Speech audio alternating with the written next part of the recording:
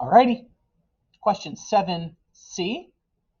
Let me read it, and then I got something to share about it, and then we'll answer the question, of course. Okay, so 7C says, a father makes a deal with his son regarding his weekly allowance. Sweet. The first year, he agrees to pay his son a weekly allowance of $10. It's pretty good. Every subsequent year, subsequent means following, okay? So they're trying to trip you up with vocab. Every subsequent year, the allowance is recalculated by doubling the previous year's weekly allowance and then subtracting 8. Okay? Which recursive formula, very good underline, which recursive formula could be used to calculate the son's weekly allowance in future years? Okay, so recursive formula is a fancy way of saying the pattern, the term that you want right now depends on what the last term was. Okay, so if I was to say, I'll give you $5 more than I gave you last week, how much money are you getting today?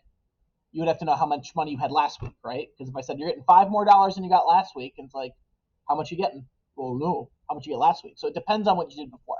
So that's all that's saying. Now, what I want to share about this problem is it says recursive formula. The Regents exam has said that for this exam and future exams, recursive formulas are not going to be tested on. Okay? So with that being said, that almost nullifies this question completely because it wouldn't be able to even be asked. So with that being said, I am going to go over this question just to kind of explain it.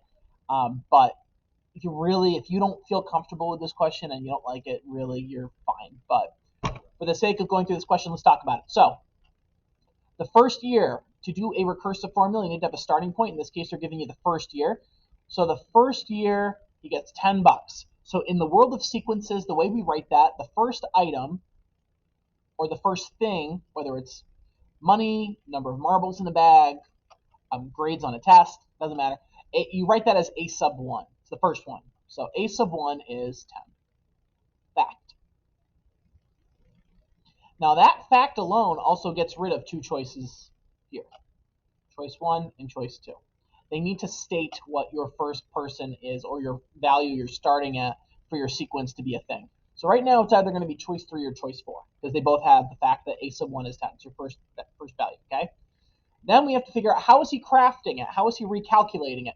It's recalculated by doubling the previous year's weekly allowance and then subtracting 8.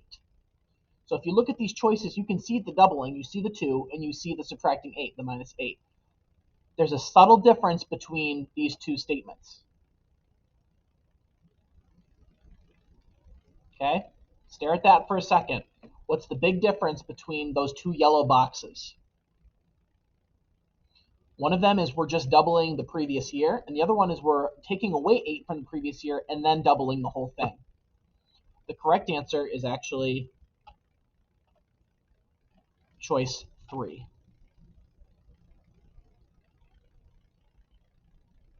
Okay?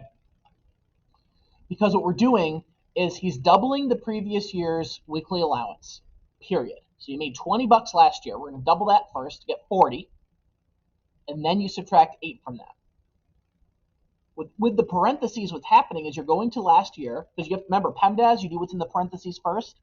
You're going to the last year's amount I gave you, you're subtracting 8, and then you double it. That's not what the dad said is going on. He says we're doubling the previous year's allowance, get that new number, and then we subtract 8.